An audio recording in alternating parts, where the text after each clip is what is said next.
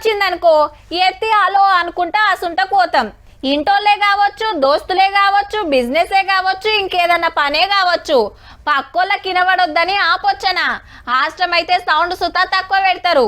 ఇంట్లో ఉన్నా సరే ఫోన్లకు లాక్ చేస్తారు కొందరైతే. ఎందుకంటే ఫోన్ అంటే కొంత సీక్రెట్. మనకే గిట్లుంటే ఇక పెద్ద పెద్దోళ్ళ సంగతి ఇంకెట్లుండాలి. గమ్మత్ ఏంటంటే గసంటోళ్ళే రికార్డు చేస్తారు. మరి బీఆర్ఎస్ పాత MLA Chirumarthi Linganna phone tapping కేసులో ఎంక్వైరీకి వచ్చండి. ఇవాళ జూబ్లీహిల్స్ పోలీస్ స్టేషన్ లో 1.5-2 గంటలు క్వశ్చన్ల మీద క్వశ్చన్లు అడిగిరట సిట్ ఆఫీసర్లు.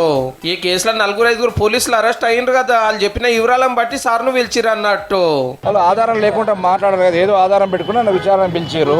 ఆ విచారణలో నేను ఉన్న వాస్తవం చెప్పడం జరిగింది. 2 ఏళ్ల కిందట మునుగోడు ఉప ఎన్నిక టైంలో జోరుగా ఫోన్లు రికార్డు చేస్తున్న నడిచిందట.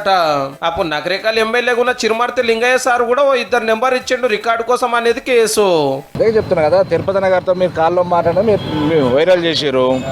ఆ సందర్భంలో ఒక కాల్ మాట్లాడే మాట వాస్తవం తను చేసింది. నాకు పోలీస్ తిరుపతి అన్న ఆల్రెడీ అరెస్ట్ అయ్యింది ఇదే కేసులో.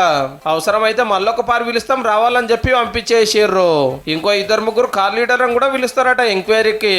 ఇక ఫోన్ ట్యాపింగ్ కేసు అయినాక అమెరికాకు పోయిన అప్పటి సీక్రెట్ పోలీసుల బాసు ప్రభాకర్ రావు గారి పంతరం ఎట్లుండనో ఎమ్మెల్యే వీరేశమన్న చెప్తాడు. ఈయనుండ్రి ప్రభాకర్ రావు అయితే ఏకంగా నన్ను పిలిచి తన పక్కన ఉన్నటువంటి వెపన్ టేబుల్ మీద పెట్టి, బతకాలనే ఆశ లేదా నీకు, భార్య పిల్లలు ఉండగా ఎందుకు నువ్వు కాంగ్రెస్ లో పోతున్నావు అని చెప్పేసి బెదిరించిండు. అగరట అప్పట్లో సార్ బీఆర్ఎస్ నుండే కాంగ్రెస్ లకు పోవద్దని గన్ చూపించి ధమ్కీలు ఇచ్చిండట.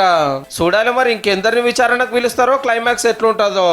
ఫోన్లను విన్నది మాత్రం కేటీఆర్, ఫోన్లు ట్యాపింగ్ చేసింది కేటీఆర్, ట్యాపింగ్ చేపించింది కేటీఆర్.